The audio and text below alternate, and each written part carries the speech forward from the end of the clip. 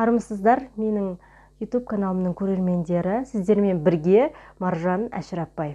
Сіздерге бүгін мен мимикалық әжімдерден, кішкентай әжімдерден құтылудың жолын үйрететін боламын. Ендеше менімен бірге болыңыздар.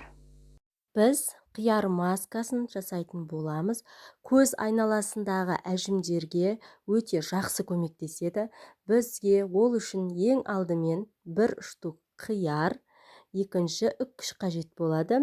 Осы үккіштің көмегімен біз қиярды үккіштен осылай өткізіп аламыз. Блендер көмегімен де жасасақ болады. Себебі блендерден өте майда болады. Бірақ ол кезде бетке жағылуы қиындай түседі. Сондықтан үккіштен өткізіп алғандарыңыз дұрыс. Міне видеодағыдай етіп үккіштен өткізіп алып, оның суын таза құрғақ ыдысқа құйып аламыз. Өзі су осылай шығатын болады.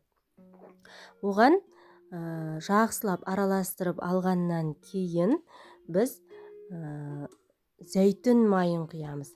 Неге? Зәйтүн майы адам бойына макро-микро элементтерден тұрады.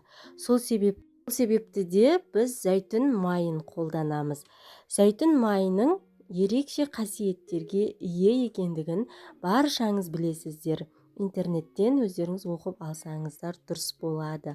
Өйткені көп пайдалы жақтары бар. Зәйтүн майын құйып болғаннан кейін массамызды жаймен осылай толықтай араластырамыз. Себебі ол барлық бойына сіңіруі қажет. Және де зәйтүн майының бір ерекшелігі адам бет терісіндегі қара нүктелерге әсер етеді. Яғни олардың сыртқа шығуына, бет терісінің тазаруына көбірек әсер етеді. Одан кейінгі біздің қосатын массамыз бұл үй жағдайындағы бал.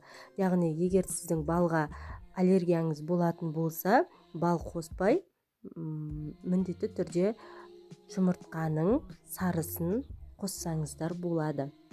Ол да жақсы бетке, мимикалық әжімдерге көп көмегін тигізеді. Балда сондай бір керемет қасиеттерге ие, оның зиянды жақтары жоқ, сондықтан біз оны пайдаландық.